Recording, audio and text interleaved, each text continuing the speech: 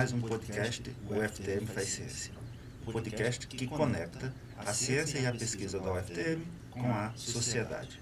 Hoje nós vamos trazer uma grande pesquisadora aqui da nossa instituição UFTM para falar de um tema muito interessante que envolve genética humana, né? Mais especificamente, o tema hoje é farmacogenética e ancestralidade. E a gente trouxe essa pesquisadora chamada doutora Fernanda Rodrigues Soares. Doutora Fernanda, bom dia. Bom dia, professor. Tudo ótimo. Antes da gente começar a conversar, eu gostaria bastante de apresentar a doutora Fernanda, porque isso para vocês terem uma ideia do quanto é bacana conhecer a nossa convidada, né? A doutora Fernanda Rodrigues Soares, ela é professora da disciplina de genética da UFTM e lidera o grupo de pesquisa em genética de populações e farmacogenética. Ela é mestre e doutora em genética pela UFMG e tem um período sanduíche na rede ibero-americana de farmacogenética na Universidade de Extremadura, na Espanha, onde também ela realizou seu pós-doutorado.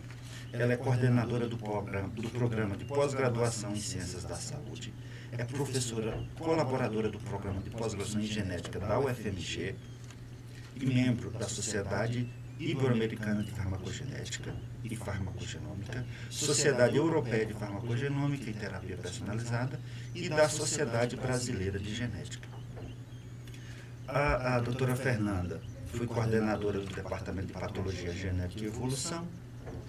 E em 2024, só para vocês terem uma ideia da qualidade dessa pesquisadora, ela foi laureada com o Prêmio L'Oréal para Mulheres na Ciência. E em 2025, ela passou a integrar o comitê de especialista do Pharmacogene Variation Consórcio. Então, para a gente começar, é sempre o interesse da comunidade interna e externa, todo mundo que acompanha o papel da ciência e o papel da UFTM, das universidades brasileiras. É muito interessante que esse podcast ele faz uma pergunta sempre de apresentação do pesquisador. Então, a primeira pergunta, doutora Fernanda, é: quem é a doutora Fernanda Rodrigues Soares? Quem sou eu? Bom, eu sou uma pessoa muito curiosa. Eu acho que todo pesquisador tem que ser, né? Para lidar com essa carreira. E eu acho que a curiosidade é o que vai nos movendo, né? A fazer pesquisa, a responder uma pergunta e essa resposta dá origem a outra pergunta. E aí a situação nunca vai acabando, né? E é isso que move a gente a continuar fazendo ciência e a gerar conhecimento. E nessa parte de sua apresentação, é uma coisa interessante, né? Quando o pesquisador a gente convida, a gente traz uma pessoa que ela tem aquela formação já completa, mas nem tudo foi assim, né? Tudo teve um início, tudo teve uma progressão, teve uma construção que se alinhou com um conjunto de circunstâncias, de interesse, de dedicação. Então, a questão que eu quero saber de você, né? Como que foi esse início? O que te motivou para te levar para a ciência, para um tema tão nobre, tão interessante e desafiador, que é um tema que muita gente que vai para a área de ciências biológicas, as áreas da saúde, gosta bastante, né? Que é genética, né? O que te levou para essa área? Assim, eu sempre fui uma pessoa que gostei muito de estudar. Sempre gostei de estudar desde pequena, sempre fui curiosa demais. Então, a questão da escolha do curso, eu acho que é uma fase crucial na vida de qualquer pessoa. Que curso que vai fazer na faculdade, né? A gente fica na dúvida. E aí, eu quis muitas coisas. Eu quis fazer engenharia civil, eu quis fazer arquitetura, eu quis fazer veterinária, eu quis fazer um monte de coisas. Medicina eu nunca quis, porque eu não gosto de ver ninguém doente. Mas eu sempre quis fazer alguma coisa relacionada ou na área de exatas, biológicas, mais ou menos. E aí ficava nessa. Eu quis fazer até música, que eu gosto muito de música. Mas eu sempre tive essa dúvida. E aí, no início do segundo ano do ensino médio, eu tive a minha primeira aula de genética. E eu lembro até hoje dessa aula. Eu lembro como se fosse hoje. Eu lembro o que o professor colocou no quadro. Quando ele fez azãozinho e colocou lá. E eu falei, meu Deus, tudo isso que eu sempre pensei, né? Por que as pessoas se parecem com os pais? Por que existe uma ciência que explica isso, né? A hereditariedade das características. Eu falei, caramba, que isso é muito legal. Eu fiquei assim, eu tive uma certeza que eu nunca tive na minha vida. Eu olhei para aquilo e falei, é isso que eu quero seguir. A hora que acabou a aula, eu fui lá conversar com o meu professor. Eu falei assim, professor, o que eu tenho que fazer para estudar genética, para saber tudo de genética? Aí ele riu, ele falou, saber tudo você nunca vai saber. Mas, se você fizer algum curso na área de saúde, você vai saber mais de genética humana. Se você fizer na veterinária, vai saber mais de animal. Se você fizer biologia, você vai saber de todos os organismos. De planta, de bactéria, de animais, de seres humanos, de tal. Eu falei, é isso que eu vou fazer. E aí eu resolvi fazer biologia por causa disso. Isso foi em Manaus, né? Que foi onde eu cresci. E aí, na UFAM, tinha o bacharelado, tinha, não tem ainda, né? Um bacharelado com habilitação em genética e biotecnologia. E aí eu falei, perfeito. Falei, vou fazer isso, né? E pensei em seguir somente com a pesquisa, né? Falei, nossa, eu vou estudar genética o resto da minha vida, eu quero seguir isso. E aí acabou que eu prestei vestibular, né? Passei, entrei na biologia e aí comecei a seguir nessa área. A partir do primeiro período eu já estava fazendo estágio na área e aí segui nisso. Mas lá em Manaus não tinham pessoas que trabalhavam com genética humana. E meu interesse sempre foi genética humana. Então, na hora que surgiu um estágio em biologia molecular, eu fui fazer esse estágio e aí trabalhei com entomologia. Eu trabalhei com entomologia minha graduação inteira. E foi onde eu aprendi a fazer PCR, fazer eletroforese, fazer todas as coisas de laboratório, escrever projetos de pesquisa, foi onde eu fiz o meu TCC. Então, eu acho que isso é importante, às vezes eu comento com os alunos, a genética, ela não é... Se você sabe genética de um inseto, você sabe genética, né, de qualquer eucarioto, por exemplo, né? Então, as coisas, elas são mais interligadas porque o DNA é uma molécula universal, digamos assim, né, de muitos organismos. Então, as técnicas, elas se repetem para vários organismos. Então, foi interessante essa parte da minha formação, porque eu tive a experiência com simulídeo, né, que é enfim, é um grupo de díptera, de mosquitos, chamado de borrachudo, que foi quando eu trabalhei com isso, e foi uma grande escola para mim, de aprendizado mesmo, de início, né? Por isso chama iniciação científica, né? Eu fiz 2 iniciações científicas e meu TCC nesse laboratório. Agora, se você me permite falar, a questão da docência já foi outra coisa. A questão da docência, eu sempre gostei de dar aula. A minha brincadeira preferida quando eu era criança era brincar de escolinha, e eu sempre queria ser a professora. E eu colocava meus primos para assistirem minhas aulas, eu colocava minhas bonecas quando eles não estavam lá. Eu já dei aula até para minha cadela, ela sentava lá e assistia minha aula bonitinha. Minha mãe me deu um quadro de giz, aquilo era o meu brinquedo preferido. E aí eu ficava, quase todo dia eu brincava de escolinha, fingia que eu estava fazendo chamada. E aí eu sempre falava que eu queria ser professora, isso bem na infância. Só, eu queria até fazer um corte aqui, pedir desculpa, professora, eu queria só falar uma coisa bacana da Fernanda, para quem está acompanhando o podcast. Procurem ela nas mídias sociais, porque quando ela fala que gosta de comunicação, de falar, de dar aula, é muito bacana, porque além das atividades de ensino dela, as mídias sociais ela utiliza não só para falar do dia a dia dela, mas ela divulga ciência, divulga produções científicas, tem grupos junto com os alunos dela para divulgar ciência em diferentes plataformas. Então, só para fazer aqui um marketing aqui e para que vocês procurem a doutora Fernanda Rodrigues Soares nas mídias sociais, que o que ela está falando é tão verdade que já tem várias plataformas de divulgação. Pode acessar aí Genética para Curiosos, é o canal do YouTube. Perfeito, então pode continuar. Então, quando você foi para a docência, mas onde que entrou a farmacogenética e ancestralidade? Nesse caminho todo da iniciação científica, da genética, compreender os organismos através do seu DNA, de comunicar, de ciência, mas você hoje é uma referência, né, não só na UFTM, mas no Brasil, em farmacogenética e ancestralidade. Onde esse caminho chegou? Essa parte das etnias eu sempre tive muito interesse. Né? Eu me formei em Manaus, como já falei, e aí lá no UFAM a gente teve uma disciplina chamada etnobiologia. E aí, o meu professor, na época, foram poucas pessoas, já era específica lá do bacharelado, e meu professor queria levar a gente numa tribo, né, pra gente fazer um trabalho lá de campo. A gente chegou aí na FUNAI, conversamos com o cacique, mas ele não quis receber a gente, enfim. Isso sempre foi uma área que me interessou, mas a cunho pessoal, assim, não tinha pensado em trabalhar com isso. E aí, nesse meio tempo, que foi isso tudo no meu último ano da graduação, eu fiz uma optativa de farmacologia. A gente não tem farmacologia na biologia, né? Pelo menos na minha instituição não tinha. E eu fiz essa optativa, que eu precisava de hora. Aí eu fui fazer farmacologia. Quando eu fui fazer farmacologia, eu falei, meu Deus, eu gosto de farmacologia, eu vou fazer farmácia. E eu entrei no curso de farmácia. Fazer farmácia à noite. E aí eu falei, e agora? Eu vou atuar como bióloga ou eu vou atuar como farmacêutica quando eu formar em farmácia? Aí, de repente, eu descobri que existia farmacogenética. Eu falei, nossa, agora sim, né? Eu vou juntar a farmacologia com a genética e dá para fazer uma coisa só.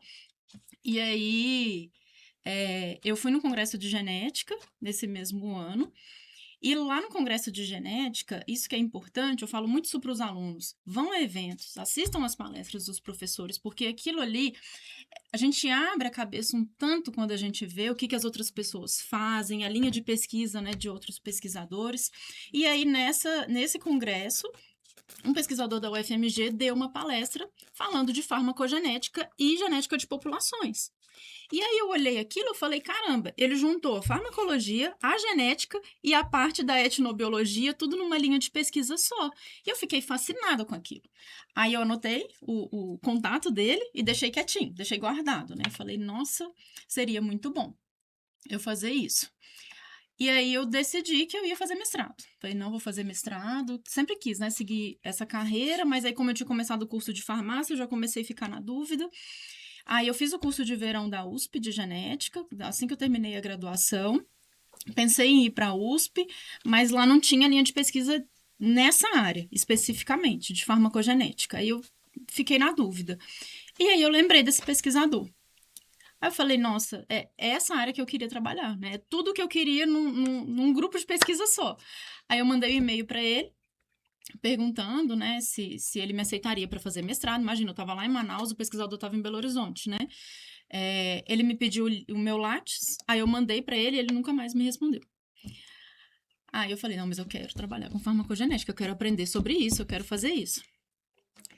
Fiz minha mudança, eu trabalhava, consegui um emprego lá no laboratório de teste de paternidade, larguei o emprego que eu estava, falei, não, vou fazer mestrado. E aí, uma outra coisa interessante que eu acho que é pra gente refletir também. Nessa época, eu ganhava um salário mínimo nesse laboratório que eu fui contratada. O salário mínimo nessa época, isso foi em 2010, era 600 e poucos reais. A bolsa de mestrado era 1.200. Eu pensei, eu vou ganhar mais para estudar o que eu quero, né? E ao invés de ficar trabalhando aqui de CLT, tinha que bater ponto, aquela coisa toda, eu falei, vou embora. Fiz a minha mudança, fui embora para BH, prestei o processo seletivo sem falar com ele. Passei na prova, aí eu bati na porta dele. Aí eu falei, professor, vim lá de Manaus, quero trabalhar com farmacogenética. Aí ele falou, não trabalho com farmacogenética mais. Falei, tá bom, mas eu quero ficar aqui assim mesmo. Aí ele, vamos ver, busca outro professor, não sei o quê, mas depois ele acabou me aceitando. E aí eu entrei lá no grupo de pesquisa do professor Eduardo, que foi meu orientador de mestrado, doutorado, hoje em dia é meu grande amigo. E aí eu comecei a ter essa formação em farmacogenética, que aí nesse meio tempo, o professor lá da Espanha foi dar uma palestra lá na UFMG, que já era um colaborador do meu orientador. Aí o Eduardo me pôs em contato com ele, e aí retomou a linha de pesquisa de farmacogenética do laboratório, que foi quando aí depois eu fiz meu sanduíche e tive essa formação aí complementar entre a UFMG e a Espanha. Muito bacana. Muito, muito bacana mesmo. Mas, assim, uma coisa que é interessante e só demonstra os caminhos da ciência é o próprio exemplo que a doutora Fernanda falou. Você veja que a ciência, ela tem várias oportunidades. A doutora Fernanda estava lá no Amazonas fazendo pesquisa, participa de eventos científicos, viajou para outros laboratórios, outras universidades, outros ambientes de reunião científica e conhece as diferentes linhas. Isso é interessante porque isso é muito até importante para a gente falar para os estudantes de graduação, do próprio exemplo da doutora Fernanda, né, que é participar de evento científico, participar do curso de verão, curso de inverno. Isso faz com que você descubra não só as áreas que você gosta, conhece pesquisadores e ainda ganha oportunidades que no futuro vão fazer a diferença. Então é muito interessante o que ela falou. E de uma maneira geral, a maioria dos pesquisadores descobrem o que querem ser ao experimentar nesses diferentes ambientes científicos. Então, muito interessante mesmo. E mais interessante, a doutora Fernanda, veja, ela tem experiência científica na sua universidade, né, onde ela fez a sua graduação, buscou já na graduação conhecer outros laboratórios, outros ambientes, e depois buscou a sua formação em outro estado. Né? Então isso só reforça ainda mais o que ela se tornou hoje, né? Essa grande pesquisadora. Mas veja, vamos arrumar problema para a doutora Fernanda, porque a gente não trouxe ela aqui só para fazer pergunta fácil, não. A gente trouxe para fazer pergunta mais complicada. Então veja, uma coisa que é interessante que... Brincadeira. Uma coisa que é interessante que a linha de pesquisa da doutora Fernanda, ela brilha aos olhos de praticamente todo mundo que gosta das ciências da saúde, das ciências da vida, né? Porque nós, os seres vivos, carregam no seu DNA, né, toda a sua ancestralidade. Né? E veja que a doutora Fernanda estuda exatamente isso. Né? É como se fosse as gerações vão trazendo a sua ancestralidade através da genética. E veja, a doutora Fernanda é coordenadora do Laboratório de Genética Humana da UFTM. E a doutora Fernanda, ela tenta traduzir essas características genéticas, toda essa evolução, e esse conhecimento que ela busca entender inclusive para gerar soluções, que é a área, se eu estou entendendo bem, que é a partir dessa genética, a farmacologia. Muito que é o que você falou, né? Então, veja, mais especificamente, doutora Fernanda, como que é trabalhar com farmacogenética e genética de populações, porque é algo mais amplo, né? Me parece, quando eu pensei em convidar você para esse podcast, eu falei, cara, esse negócio é muito bacana, mas deve ser muito complicado, eu vou ter que convidar ela para explicar isso para a gente. Explica aí pra gente aí, farmacogenética e genética de populações. Um país miscigenado como o Brasil, como é que funciona isso? Isso complica um pouquinho a nossa vida, na verdade, essa miscigenação da nossa população. Porque a genética de populações, vou focar aqui em humanos, tá? Certo. Existe porque as populações, né, ao longo da evolução humana, elas foram ficando isoladas em algumas regiões do mundo. Né, porque eram caçadores-coletores, e aí foram migrando, e aí com o advento da agricultura e da criação de animais, as pessoas começaram a se instalar em alguns locais. Né? Então, a população que ficou na África ficou ali, a população teve alguns que ficaram na Europa, outros na Ásia, outros na Oceania, e aí na América também, e essas populações ficaram milhares de anos isoladas. Nesses milhares de anos, a gente teve várias gerações. Então, variantes genéticas, ao acaso, surgiam nesses locais. E, obviamente, uma variante surgiu na Europa, ninguém saía dali, aquela mutação ficava ali, e às vezes aumentando de frequência naquele local. O que isso traz para a gente hoje? Né? Então, como foram milhares de anos com essas variantes ali isoladas, a frequência dessas variantes ela é diferente entre as populações. Essas populações que ficaram isoladas a gente chama de populações parentais. Né? População europeia, africana, leste asiática, nativo-americana, nativos da Oceania. Então, essas populações parentais, elas têm variantes genéticas que são próprias delas. Ok. Quando começaram as grandes navegações e etc e tal, começou a acontecer fluxo genético entre as populações parentais. Esse processo a gente chama de miscigenação. Então, isso fez com que variantes que estavam muito frequentes, por exemplo, em europeus e em nativo-americanos, né, quando os europeus chegaram aqui, começaram a se misturar. E aí isso gerou às vezes pode gerar uma frequência intermediária dessa mesma variante, às vezes pode inserir variantes novas que não existiam naquela população. Então, essas populações miscigenadas, elas têm frequências diferentes das populações parentais. Então, isso aí pode ser aplicado para qualquer coisa na genética. Pode ser variantes relacionadas com o metabolismo de fármacos, que é a minha área de pesquisa, pode ser variante de um risco de uma doença genética, por exemplo, pode ser variantes, enfim, relacionadas com N coisas. Então, a genética de populações, ela está inserida em tudo e ela é extremamente importante para a gente, né? Porque geralmente os grandes estudos são feitos em populações europeias e a gente tende a extrapolar isso para a nossa população. Só que a nossa diversidade é muito maior. Então, muitas vezes a gente tem variantes aqui que não são nem... Ninguém nem sabe, ninguém nunca nem descobriu. Porque enquanto a gente não estudar a nossa população, a gente não vai ter o conhecimento da gente mesmo. E a gente vai ficar achando, né, que a diversidade que existe, por exemplo, na Europa ou na América do Norte, lá nos brancos, é a mesma que a nossa, sendo que não é. Então, a gente vai estar reproduzindo, às vezes, uma diretriz que é pouco para a gente, digamos assim, para representar a nossa diversidade. Então, isso que é importante, né? Quando a gente trabalha com genética de populações dentro de uma população miscigenada, o que a gente quer ver é isso. O que será que tem em comum, né, com as coisas que já existem dessas outras populações? E o que será que é próprio nosso, que a gente ainda tem que descobrir? Se a gente não estudar, ninguém vai estudar, não. Então, a gente tem que começar a fazer isso. Muito, muito interessante.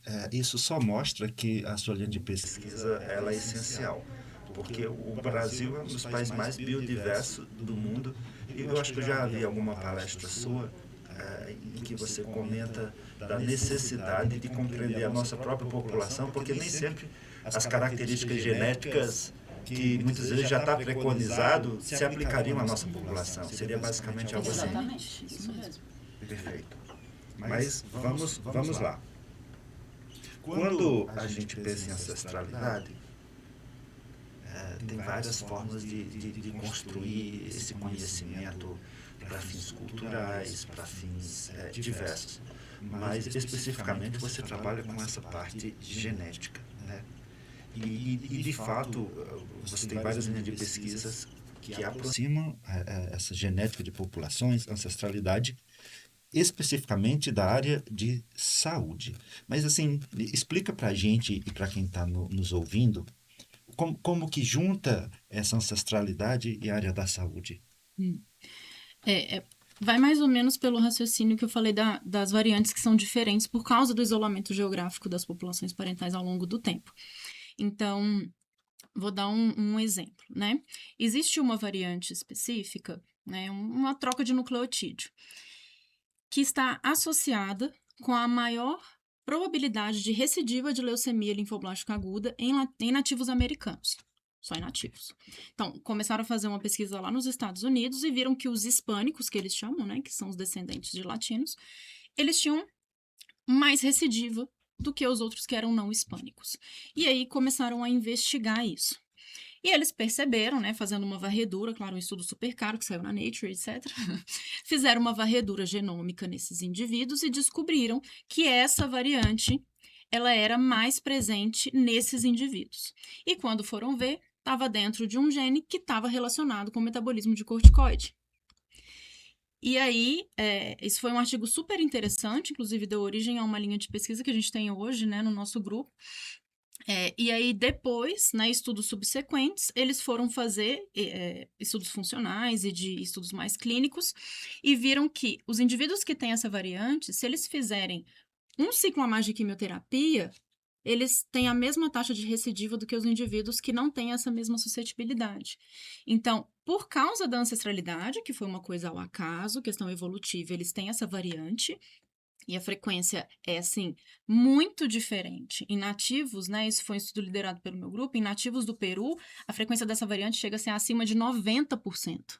Ou seja, quase todos os nativos precisam de um ciclo a mais de quimioterapia, mas eles fazem um tratamento padrão, que é o mesmo para todo mundo e não deveria ser.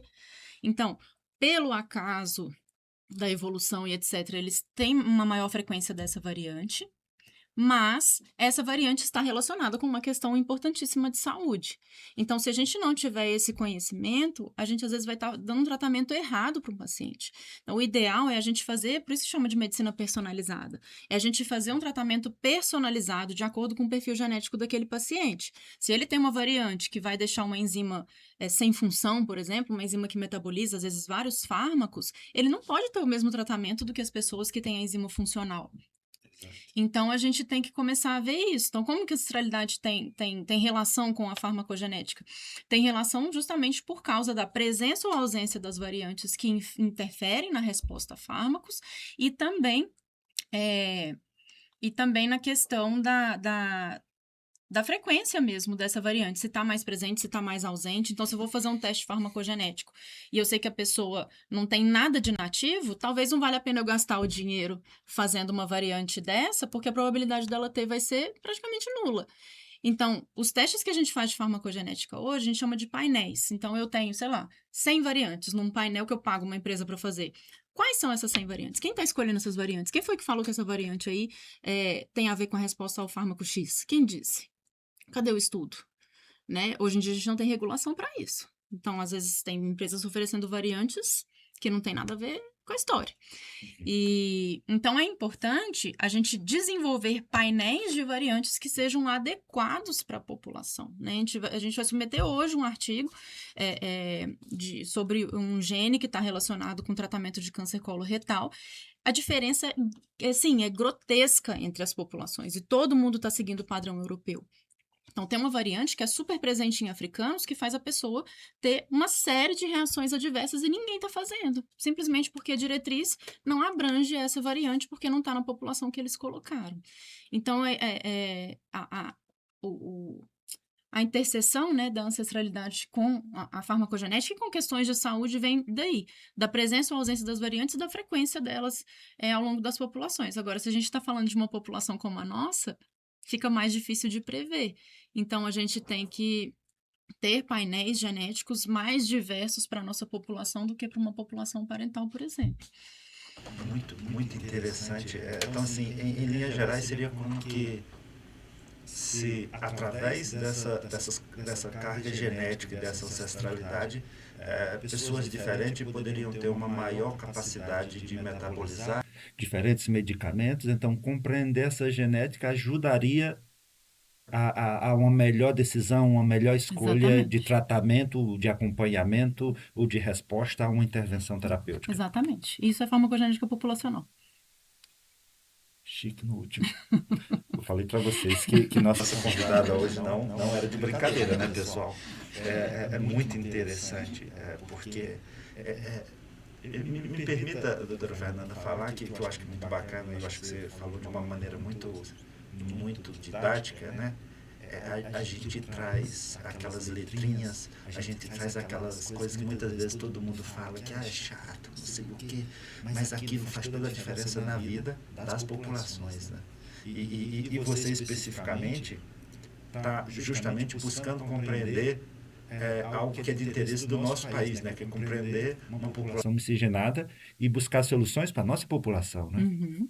Muito bacana. Então, já que a gente puxou esse assunto de populações, especificamente no Brasil, eu fiz uma pergunta aqui, eu vou até tentar ler ela bem parecido com...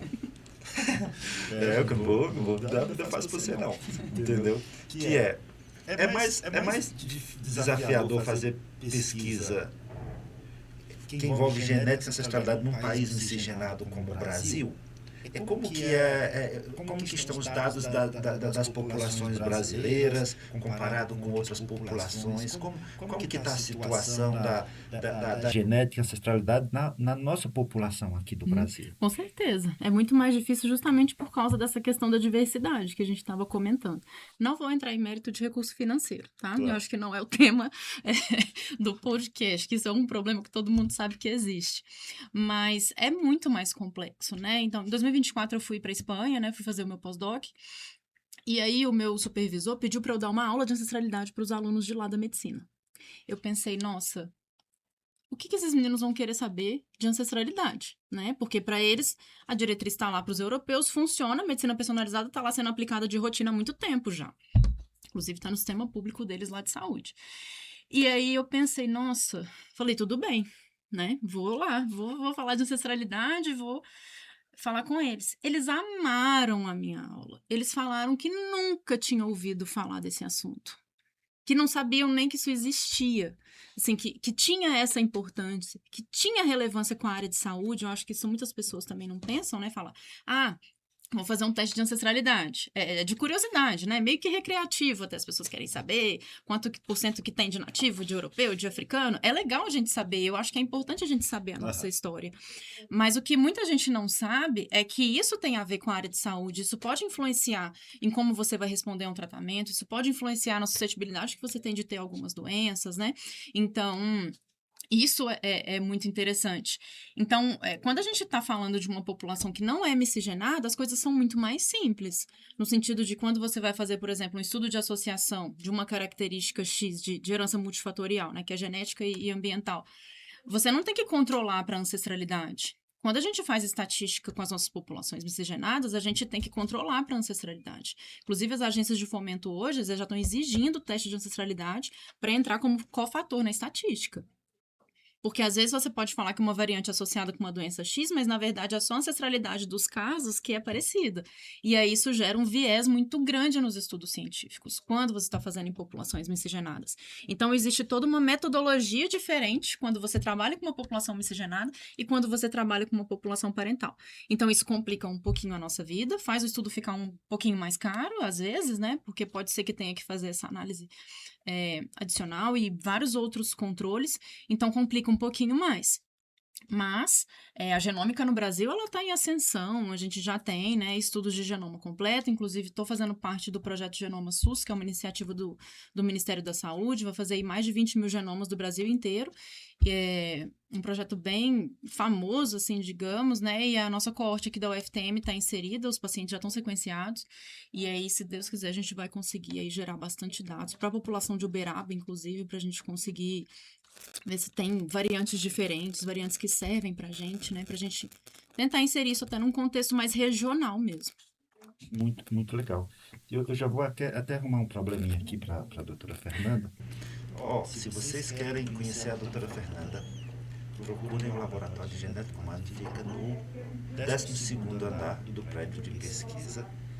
Eu não sei, porque tem muito aluno lá e as vagas, não sei se tem tanta vaga assim sobrando, mas quem gosta de genética de populações, ancestralidade, não só sigam a doutora Fernanda, como procurem a linha de pesquisa, o laboratório, para conhecer mais sobre esse tema. Porque hoje não dá pra gente, é tão bacana, é tão cheio de informações que quanto mais vocês entrarem em contato com ela, mais saberão sobre os diferentes aspectos que a ancestralidade e a genética podem dizer sobre populações e indivíduos de uma maneira personalizada. Então, trazendo dentro do que você comentou numa perspectiva de populações e que isso serve como um suporte, uma base para entender de uma perspectiva individualizada também, né? Então, só para quem está nos ouvindo, né, nos assistindo, compreenda de uma maneira mais específica, né? Como que se descobre que um medicamento funciona ou não para uma pessoa e não para outra, assim, numa perspectiva da farmacogenética? Na aplicabilidade Na mesmo. aplicabilidade. Bom, os medicamentos, né? Eu vou dar um exemplo aqui de um medicamento via oral. Né? Quando a pessoa ingere um medicamento, ele passa por um metabolismo hepático, né? A gente chama isso de metabolização. E esse metabolismo hepático, ele pode servir tanto para o fármaco ser excretado, quanto para ele fazer efeito, né? Existem essas duas vias aí. Então, isso aí que é feito no fígado são enzimas que fazem. E as enzimas são codificadas por genes. Então, por exemplo, né, vou dar um exemplo de um gene que chama CYP2D6. O CYP2D6 codifica a enzima CYP2D6, que é uma enzima que está relacionada com o metabolismo de substâncias endógenas também, mas está relacionada com o metabolismo de mais ou menos 25% dos fármacos que a gente tem no mercado, dentre antidepressivos, antihipertensivos, enfim, opioides, vários tipos de medicamentos. Então, se a pessoa, por exemplo, tem uma mutação nesse gene que faz a proteína ser não funcional, ela vai ter problema na resposta em todos os medicamentos que passam por essa via.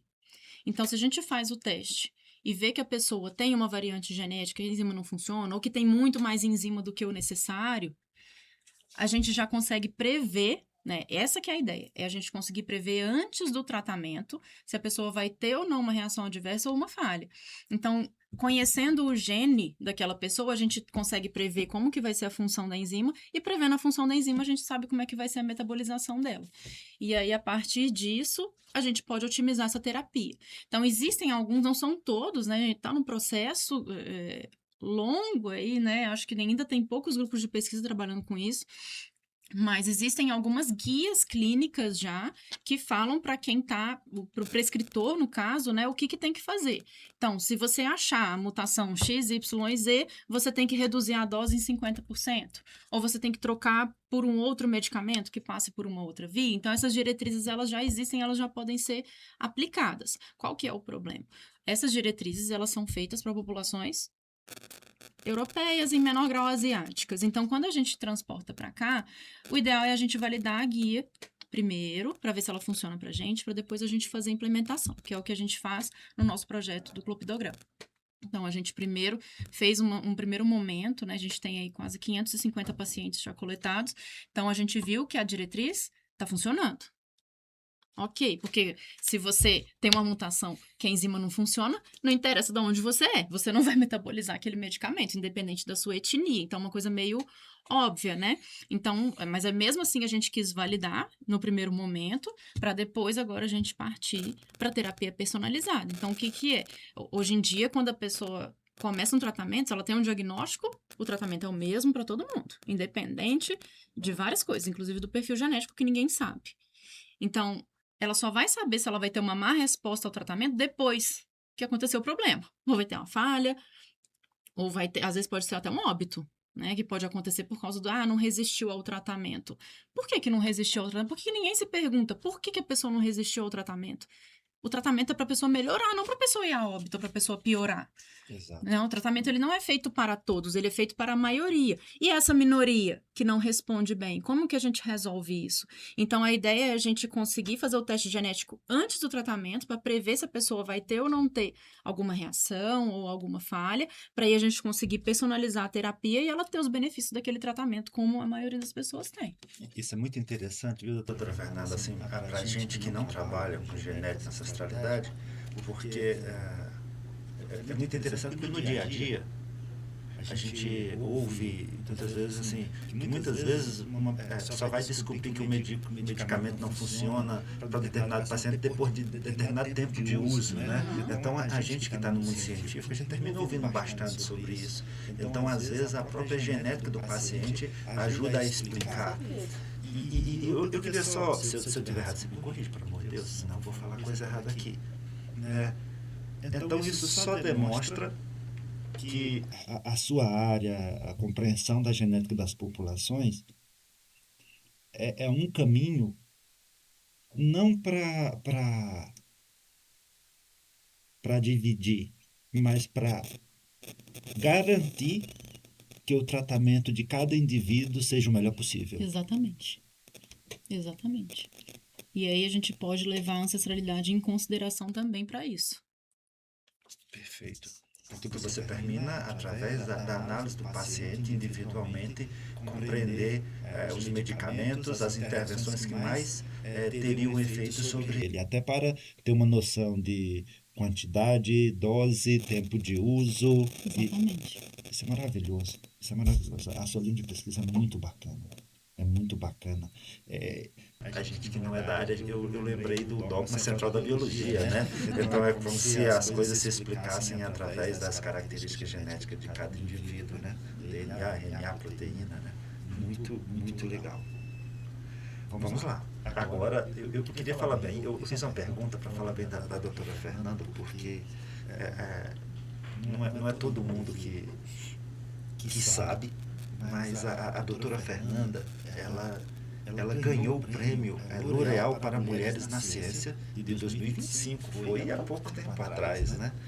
E esse prêmio, ele já é uma referência nacional, né?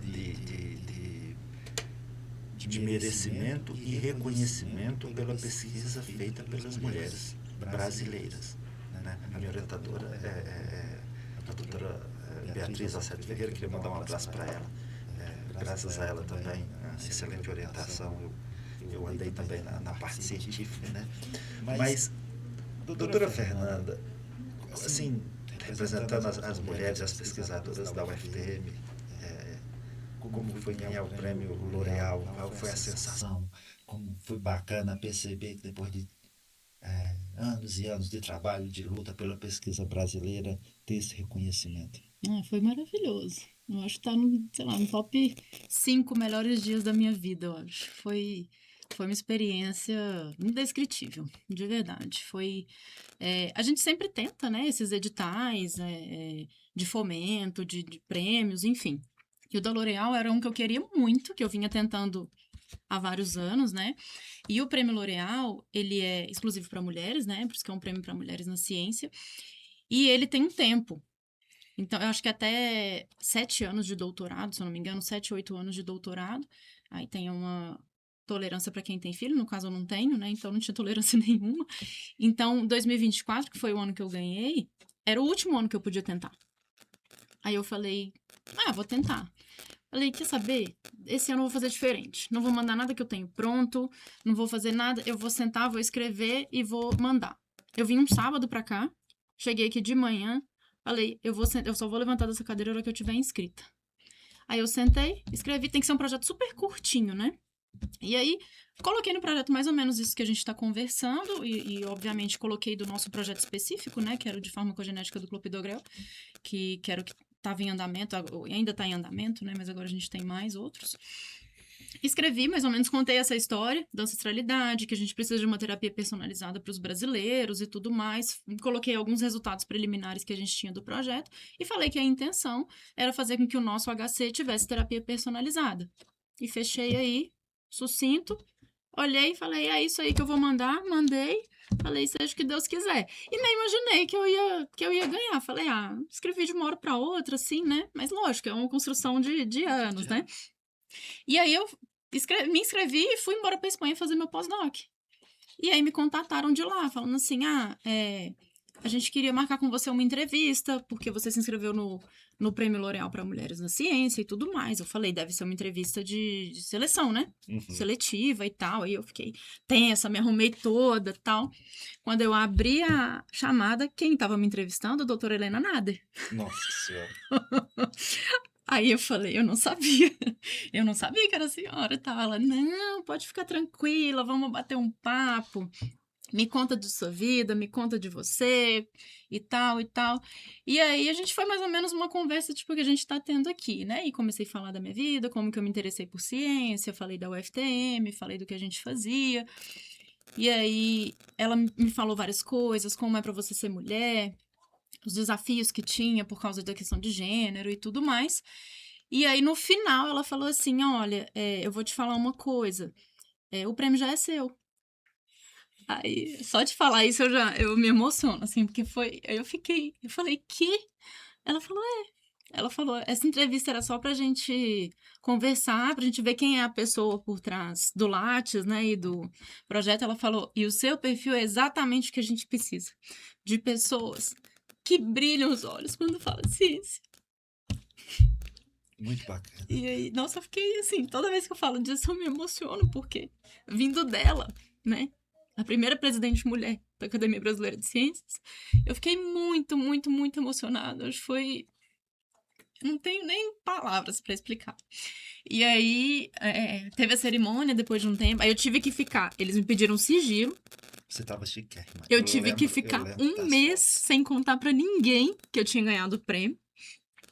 E aí, depois começou a sair na mídia e tudo mais. Aí eles pagaram minha passagem lá da Espanha pra eu vir pra cerimônia no Rio de Janeiro. Aí eu conheci pessoalmente a doutora Helena Nader, é um exemplo, né, pra todas nós mulheres.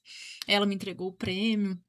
Então foi assim, né? Foi num hotel 5 estrelas lá no Rio de Janeiro. Não foi um dia assim de princesa. Daí maquiaram a gente, teve todo aquele. E não é só pela questão de estar maquiado, de estar num hotel bonito. É a questão do porquê que a gente tá ali. Você ser mulher e tá sendo reconhecida, tendo uma viagem paga, uma cerimônia dessa, e depois o financiamento também, né? Que eles dão. É, porque você faz ciência é uma coisa inexplicável, professor Carlos. É muito gratificante, muito mesmo. Então, isso aí me deu uma motivação, assim, muito grande de entender que eu estava no caminho certo. Porque até então a gente não tem muito feedback, né? A gente tem feedback de revista científica e tal. Mas de pessoas ao nosso redor, a questão humanizada da coisa, a gente fica pensando, ai, será? Né? Será que eu estou fazendo um bom trabalho? Será que eu estou formando bem os meus alunos? Será que a gente, depois que a gente não tem um orientador, a gente fica nessa independência que é meio solitária. E quando você recebe um prêmio desse, aí eu falei, não, agora eu tenho certeza que eu estou no caminho certo e eu tenho que seguir. Isso eu ouvi da boca dela.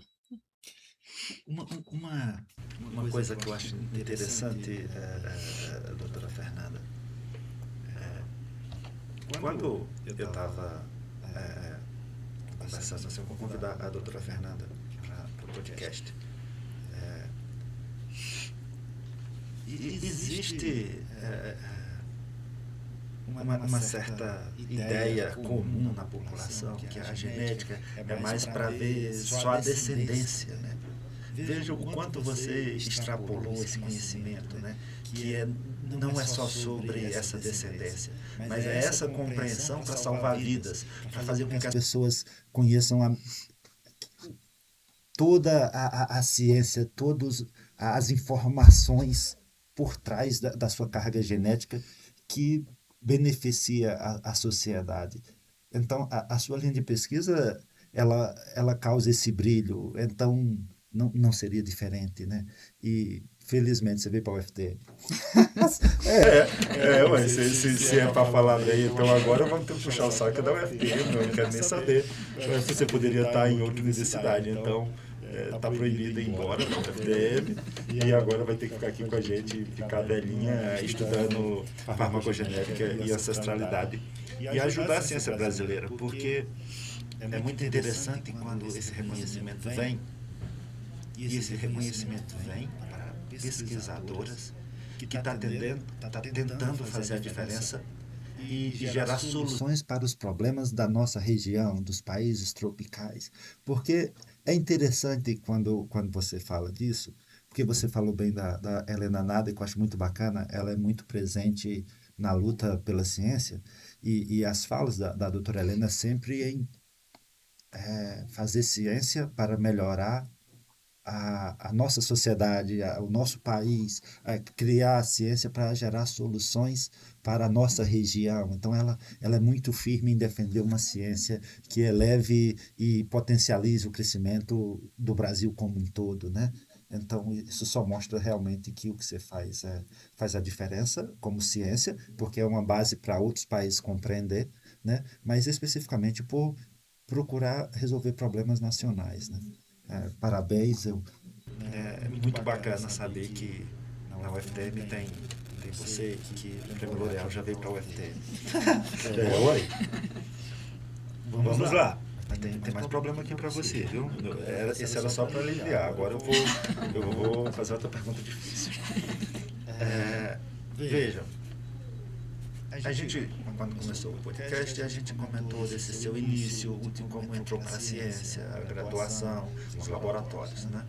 A gente conversou bastante sobre o que você vem fazendo, suas linhas de pesquisa e como isso é feito. Numa perspectiva de construção de um fechamento, de um elo entre as perguntas, imaginando que você saiu daqui e está aqui, né? Baseado nas suas linhas de pesquisa, né? Nas suas linhas de pesquisa, o seu laboratório, os seus pós-graduandos, projetos em andamento, né? Qual a sua intenção daqui para frente, né? Com as suas linhas de pesquisa em termos de melhoria da sociedade, o que você está trabalhando, como que está agora daqui para frente? Acho que meus objetivos principais são dois. O primeiro, mais científico, é vamos botar um sonho, assim, é implementar a terapia personalizada, pelo menos no nosso HC aqui. Não só, não só em questões de cardiovascular ou oncologia, não. Em tudo que tiver diretriz.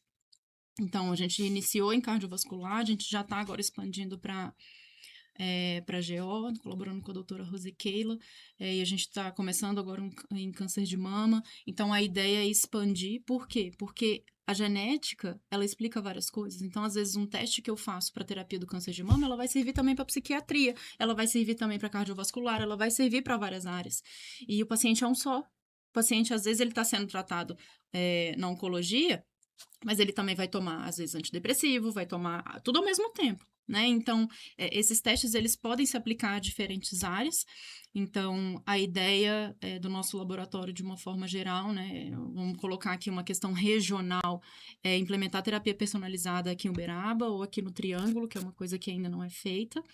E, assim, claro que a nossa pesquisa aqui, ela vai poder ser extrapolada para o Brasil, obviamente, a gente fazendo colaborações com outros grupos de pesquisa, né? Para verificar diferenças interregionais, que a gente tem muito aqui no Brasil também, então o projeto Genoma SUS ele vai ser muito útil para isso daí, e a gente conseguir fazer painéis que são específicos para a nossa população, fazer testes específicos para brasileiros, para terapia personalizada. Então esse eu acho que é o objetivo principal da nossa linha de pesquisa. E o outro objetivo que é pessoal meu é a formação de recursos humanos. Eu acho que, assim, a gente está dentro de uma universidade e o que eu vejo é que, às vezes, alguns pesquisadores que trabalham em universidade se esquecem que o ensino é importante. Ficam ali na pesquisa, em responder perguntas. Não está errado. A gente tem que fazer pesquisa, tentar melhorar a sociedade, responder perguntas. Mas a questão da formação do recurso humanos, a pesquisa é uma excelente ferramenta de ensino. Então, você está dentro de um laboratório, você tem os alunos, graduação, pós-graduação, você está ensinando para eles não só a questão da ciência, conteúdo, mas você está ensinando habilidade de resolução de problemas, você está ensinando ele a organizar o tempo para estudar, você está ensinando ele a pensar o que ele quer da vida dele, a relações interpessoais dentro do laboratório. Então, todas essas habilidades são importantes para um pesquisador.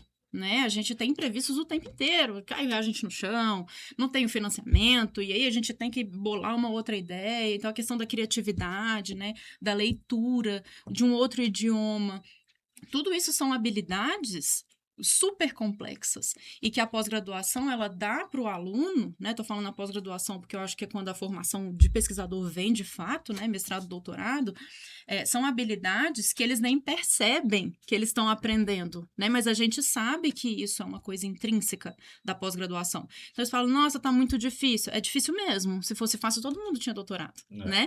Então aí, essa questão de ensinar essas habilidades sem, às vezes, eles nem perceberem, é uma coisa muito importante. Então, acho que a nossa função como pesquisador e como orientadores é também devolver para a sociedade mais pesquisadores com uma formação boa para continuar esse legado, né? E a responder perguntas e a melhorar sempre a sociedade. Perfeito, perfeito. Uma coisa que é interessante, quando a gente faz pesquisa, a gente cria vínculos humanos muito fortes, porque termina que os nossos orientandos, né, os alunos que fazem iniciação científica, mestrado, doutorado, termina que eles fazem parte da nossa vida, né? E a gente torce pelos estudantes. Então é muito bacana. Mais um motivo para todo mundo que gosta de genética procurar a doutora Fernanda, tá? Já vou avisando aí, ela vai ter que arrumar mais vagas lá no laboratório dela, que já tem uns 30, arrumar mais umas 20 vagas para os estudantes da UFPM, tá? Depois vocês me cobram que eu cobro ela também. Não tem vida fácil aqui não. Vamos lá. Nessa perspectiva de recursos humanos, de ciência, sociedade em transformação, cada vez mais existe uma ciência cada vez mais dinâmica, né, acontecendo aí. E a gente vê que os estudantes estão cada vez mais querendo compreender o que significa tudo isso, né? Então, o que você tem para dizer, né? Tipo, sei lá, não sei se eu posso falar conselho, ou algo assim, né? Qual seria, intuitivamente, assim, o que você diria para pessoas que querem entrar na vida acadêmica, na vida científica, da pesquisa? O que você fala, o que você costuma dizer, assim, os estudantes e tal. Ontem eu até falei isso a gente teve a primeira disciplina de metodologia com os alunos de doutorado da ciência da saúde, a gente conversou um pouco sobre isso, né? Eu quis saber a intenção de cada um. E o que eu sempre falo é, se quer seguir a carreira científica, a carreira acadêmica, eu acho que o mais importante é você saber onde que você quer chegar. Porque o mestrado, o doutorado não é fácil, né? A gente sabe que a gente tem momentos que a gente quer desistir, a gente se pergunta por que eu fui me meter nisso? O que eu tô fazendo aqui? Eu não sei nada, né? Essa coisa da gente sempre se achar menos, né, intelectualmente, ela é comum na vida científica, isso é uma coisa que eu acho que mexe muito com a saúde mental mesmo dos alunos, então fala para eles que isso é normal, a gente nunca vai saber tudo, né? Nem quando a gente chegar no mais alto dos patamares da nossa carreira, a gente nunca vai saber tudo, a gente vai estar sempre aprendendo, e isso é que é o legal da ciência, né? É isso que move a gente a querer estudar mais, a querer aprender mais, então é traçar uma meta pós-doutorado, né, pós-graduação, o que você quer? Você quer ser um docente? Você quer ir para a indústria? Você quer, não sei, qualquer coisa que você quiser. Então, toda vez que vier esses pensamentos intrusivos, lembrar de por que você está ali. Eu acho que isso é o mais importante, para não esquecer. E a outra coisa é organizar a rotina. Porque muitas vezes um estudante que está, por exemplo, em dedicação exclusiva, ele fica perdido com relação à divisão do tempo. Que horas que eu vou ler um artigo? Que horas que eu vou fazer meu experimento? Que horas que eu vou fazer a disciplina? Eu vou montar o seminário para a disciplina. E aí acaba ficando perdido naquilo, achando que é muita coisa, e às vezes acaba até desistindo da pós. Então é importante, falei até para eles ontem, às vezes sentem com o orientador de vocês e pede para eles ajudarem, fazer uma agendinha. Então a leitura ela é importante. 1 hora por semana que você parar para ler artigo já vai te dar um cacife bom, assim, para você ter ter ideias novas ou colocar na discussão da sua tese, alguma coisa nesse sentido. Então, eu acho que são duas coisas. Primeiro, não esquecer onde que você quer chegar, para você não perder a motivação, e a outra é a organização da rotina para você não se perder no meio do caminho. Eu acho que o mais importante é isso. E ter pessoas que te inspirem também. Porque hoje em dia o que eu vejo na internet, eu vejo muitas pessoas falando mal da pós-graduação, né? Para falar mal, tem um monte de gente. Ah, porque a bolsa é baixa, porque isso e aquilo. Então, o que a gente vai dar ouvido? A gente vai dar ouvido a uma pessoa que está bem sucedida ou a gente vai dar ouvido a quem está falando mal? Geralmente as pessoas tendem a ouvir quem está falando mal, né? E não é isso que deveria ser feito. As pessoas devem seguir e se inspirar em quem está bem, em quem foi bem sucedido. Né? Então, converse com os orientadores de vocês. Eu acho que é importante isso, saber onde que você quer chegar e se inspirar. O que aquela pessoa fez? Ela chegou lá, onde que eu quero chegar? O que será que ela fez? Que caminho que ela seguiu? Como que ela organizou a rotina dela? Como que ela não desistiu? Então, chame as pessoas para conversar. Né? Eu acho que não tem problema nenhum você chegar para uma pessoa e falar, como que você fez? Eu quero ser igual a você. A pessoa vai achar aquilo o máximo. Eu tenho certeza que vai te atender, né? E vai te dar algumas dicas para você conseguir chegar onde você quer. Uma coisa que é interessante, dentro do que você falou, né, só reforçando, né, a doutora Fernanda, ela é coordenadora do programa de pós-graduação em Ciências da Saúde. Já estou até fazendo propaganda do programa e que ela é coordenadora, né, que atende praticamente todas as áreas da saúde, né, tem gente de diversas universidades e essa fala dela vai ao encontro, inclusive, da própria construção do programa de pós-graduação aqui da instituição, né? Eu acho interessante esse ponto que você comentou, porque eu acho interessante as pessoas quando falam sobre esses conselhos, porque todos, de uma maneira muito honesta e muito responsável, eles não falam que é fácil, né? Todos falam, e de uma maneira, tem que ser muito justo nesse momento, né? O caminho da ciência, ele é maravilhoso, ele é transformador, ele é interessantíssimo, você conhece pessoas, você conhece culturas, você conhece muita coisa bacana. Mas em nenhum momento os pesquisadores, igual a doutora Fernanda falou, não falam assim, ó, é só flores. Né? Então, de fato, é isso que você falou, né? É difícil e você tem que se espelhar nas pessoas que realmente ficaram firmes, foram resilientes e construíram, a partir da dificuldade, as soluções para continuar naquele objetivo. Então, muito bacana o que você falou. Beleza, então.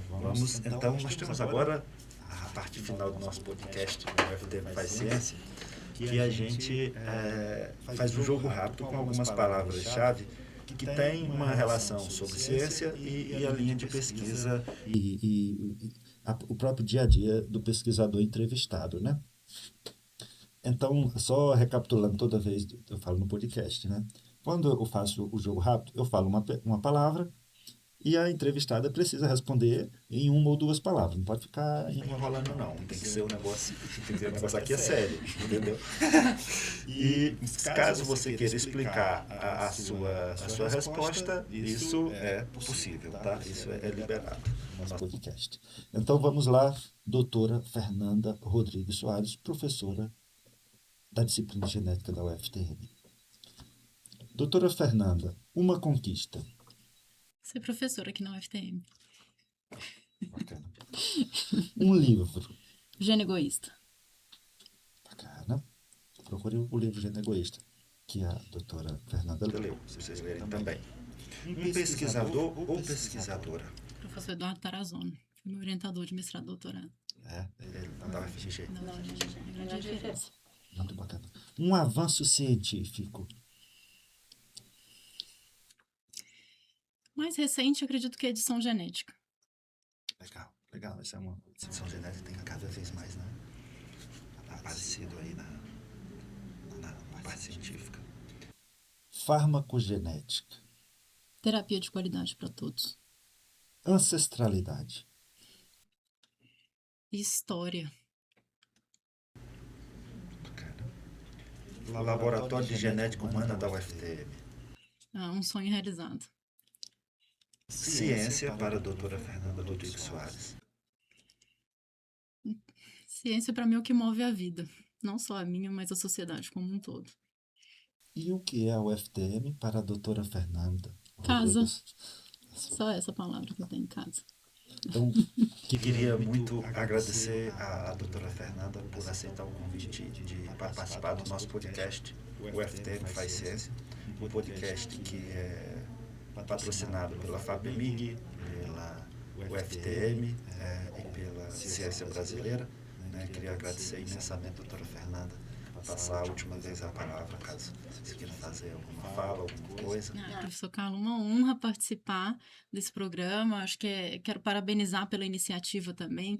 Eu acho que muitas vezes a gente tem pessoas ao nosso redor que a gente não sabe muito sobre elas, né? A gente encontra no corredor e tudo. Então, acho que essa iniciativa de divulgar a ciência que a gente faz dentro da universidade para a sociedade, ela é fundamental para as pessoas entenderem o que a gente faz aqui dentro, né? Muitas pessoas falam, mas você não tem aula, por que você está indo para a universidade? Então, a gente tem também esse trabalho científico que é extremamente importante e agradecer pela oportunidade também de divulgar o nosso grupo de pesquisa, divulgar meu trabalho.